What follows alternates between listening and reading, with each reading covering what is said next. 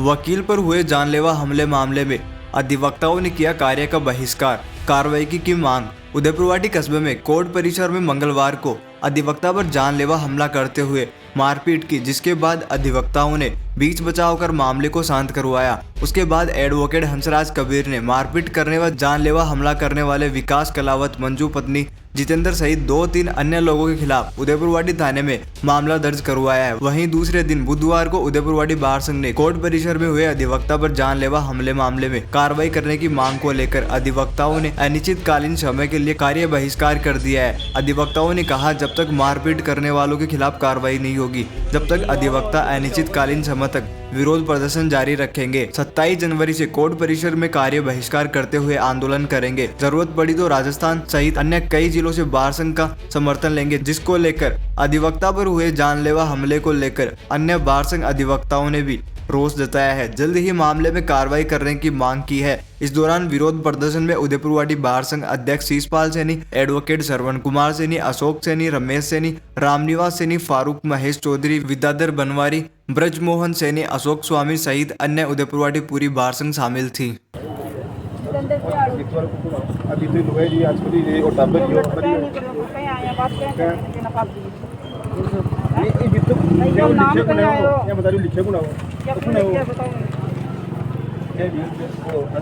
सुनो सही इसके बाद बात ये वो अच्छा मत करिए जो जीतू क्या करेगी नितन बेरो इधर हैं आत्महत्या करेगी हैं नहीं क्या है नहीं छोड़े हेलो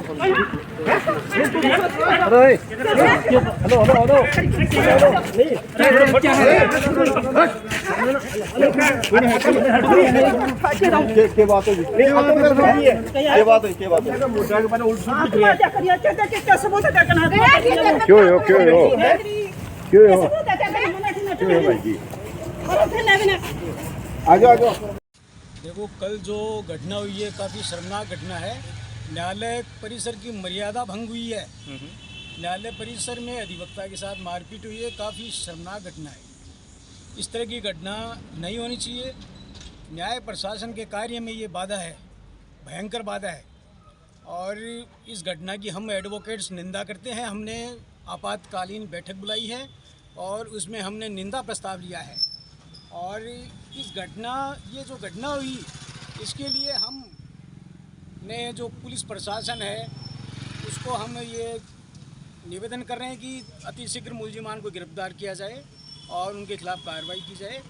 और हमने इस एडवोकेट हम स्टेट गवर्नमेंट से ये निवेदन करते हैं कि अतिशीघ्र जो अधिवक्ताओं के साथ इस तरह न्यायालय परिसर में मारपीट हो रही है तो एडवोकेट प्रोटेक्शन एक्ट लागू किया जाए। अभी जो बजट भी जारी होने वाला है और विधानसभा चल रही है, तो हम ये रिक्वेस्ट करते हैं सीएम साहब से कि जल्दी ही ये एडवोकेट प्रोटेक्शन एक्ट जो लागू कर दिया जाए, इसी न्यायालय परिसर में घटनाएं न हो।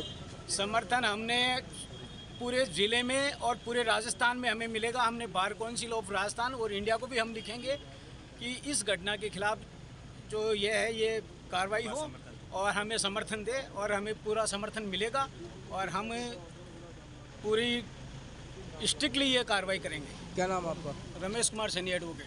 कल वाली घटना ये है कि उनके फ़ोन पर कॉल आया कि आपसे कोई वो चर्चा करनी है किसी मुकदमे के बारे में। तब वकील के पास से सब फ़ोन आ जाता है कि भाई चर्चा के विषय में बैठना है, तो वो चर्चा के विषय के लिए बैठे थे। अब उनको क्या पता कि तेरे साथ मारपीट होगी, नहीं तो वो एक्टिव रहते। तो इस प्रकार से कल वाली जो घटना हुई वो धोखे से हुई है, और धोखे से हुई घटना बहुत निंदनीय है। कभी भी किसी वकील को बुलाने पर राय के लिए वकील जा सकता है। ये तो कोर्ट परिसर था, वो तो बाहर भी जा सकता था। तो धोखे से जो मारपीट हुई है, इसके लिए बार ने निंदा प्रस्ताव पारित किया है, आगे भी लिखा जाएगा। इसके लिए हम ये मांग रखते हैं कि विधानसभा चल रही है, प्रोटेक्शन एक्ट भी लागू किया जाए। जगदीश प्रसाद सैनी, बार अध्यक्ष शिशपाल सैनी, उदयपुरवाटी। हमारा कबीर हंसराज कबीर साथी वकील था, उनके साथ में कल एक महिला और एक वो उनके साथी था, महिला का कोई साथी था कलावत, और एक लड़की और 2-3 अन्य आदमियों ने अचानक आकर के मारपीट की, कोर्ट परिसर में आकर के उनकी टेबल पर आकर के मारपीट की।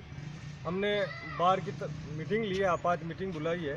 बार में हमने निर्णय लिया है कि उन दोषियों के खिलाफ कार्रवाई हो और जब तक कार्रवाई नहीं होगी तब तक बार कार्य स्थगन रखेगी और उपखंड अधिकारी महोदय को माननीय मुख्यमंत्री महोदय के नाम ज्ञापन दिया जाएगा और जब तक उन अपराधियों को गिरफ्तार नहीं करेंगे तब तक ये बार कार्य स्थगन रखेगी। हाँ, CCTV फुटेज था लेकिन वो डिलीट हो गया हमारे पास। कैमरे तो लगे हुए हैं लेकिन वो कैमरे के खराब हैं। अब आगे की क्या रणनीति रहेगी? आगे की रणनीति हमारी ये है कि हम उपखंड अधिकारी को ज्ञापन दे रहे हैं और हंसराज कबीर के साथ में न्याय हो, जुडिशरी को भी हमें ज्ञापन देंगे और CI साहब से भी एक प्रतिनिधिमंडल मिलेगा और हमारा शुक्रवार को पूर्णतः अनिश्चितकालीन धरना चलेगा और सोमवार को सद्बुद्धि यज्ञ रखेंगे हम कि उनके खिलाफ सरकार कार्रवाई करे, CI साहब उनको गिरफ्तार करें और हंसराज कबीर के साथ में न्याय हो। ये न्याय परिसर के अंदर आकर यदि कोई इस तरह की घटना कर देता है तो उसके बाद में आप इतने वकील होकर भी ऐसी घटना क्यों हो रही है? नहीं, इस प्रकार की हमारे साथी वकील कुछ कम थे। वो टाइम करीबन 2:30 बजे का था, लंच का टाइम था और सडनली जो घटना थी फिर तो साथी वकील आ गए और वो महिला होने के नाते हमारे साथी वकील दूर दूर कराने में ही लगे रहे। ये रहा। आपका नाम? शिषपाल सेन। कलावत था कोई लड़का जो वो उनके साथ अचानक ही मारपीट करने लगे, गाली गलौज करने लगे और फिर जैसे ही वकीलों को पता चला, अधिवक्ताओं को और भी आकर के फिर महिलाओं को और उनको अलग अलग कर दिया। अलग करने के बाद उनको कबीर जी को तो अंदर बिठा दिया, महिला है जीत हो उसको शांत करके समझा सुझा के बाहर कर दिया उनको।